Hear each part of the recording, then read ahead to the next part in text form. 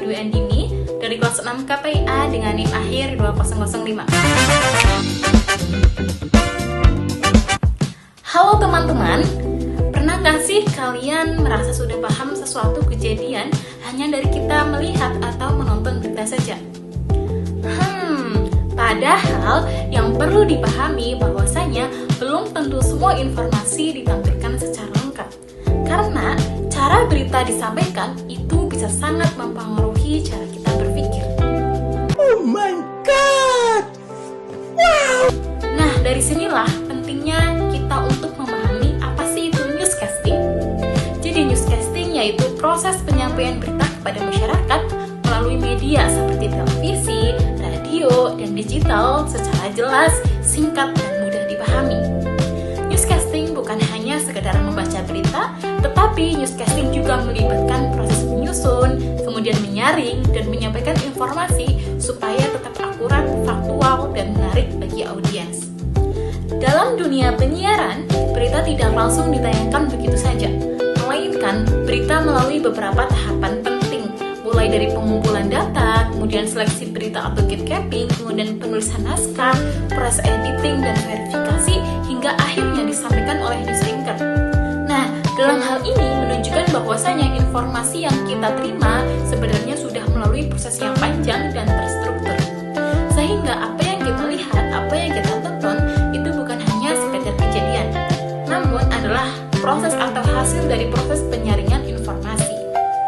Apabila kita lihat di era digital saat ini, di dalam dunia penyiaran menghadapi berbagai tantangan seperti tuntutan untuk menyampaikan berita dengan cepat namun tetap akurat, dengan persaingan dengan model sosial serta tekanan untuk membuat berita yang menarik supaya mendapatkan perhatian bagi audiens. Kemudian di dalam dunia penyiaran terdapat prinsip penting yang harus dijaga, yaitu akurasi, objektivitas, dan etika jurnalistik. Namun dalam praktiknya tidak selalu mudah mempertahankan prinsip-prinsip tersebut, karena cara penyajian berita dan pemilihan sudut pandang dapat mempengaruhi bagaimana sih informasi itu dapat dipahami oleh masyarakat atau oleh audiens. Oleh karena itu, peran news anchor itu sangatlah penting, bukan hanya sekedar pembaca berita, namun dalam hal ini juga sebagai penyampai informasi yang menjaga kepercayaan publik. Perkembangan teknologi juga membuat media menjadi multi-platform, seperti televisi yang bersifat audiovisual, kemudian radio yang mengandalkan suara, dan media digital yang cepat serta interaktif. Meskipun memudahkan penyebaran informasi, hal ini juga dapat meningkatkan risiko misinformasi, terutama ketika berita disebarkan tanpa verifikasi yang cukup. Nah, untuk contoh nyatanya dalam kehidupan sehari-hari, dapat kita lihat pada berita tentang demo mahasiswa yang hanya menerbitkan aksi kerusuhan tanpa menjelaskan tuntutan mereka. Akibatnya, masyarakat cenderung menilai demo tersebut secara negatif, padahal informasi yang disampaikan itu tidak lengkap. Hal ini menunjukkan bahwa cara penyampaian berita dapat membentuk opini publik secara tidak langsung. Menurut pandangan saya, dunia penyiaran memiliki peran yang sangat besar dalam membentuk cara berpikir masyarakat. Namun, berita tidak selalu sepenuhnya objektif karena dipengaruhi oleh cara penyajian dan sudut pandang tertentu.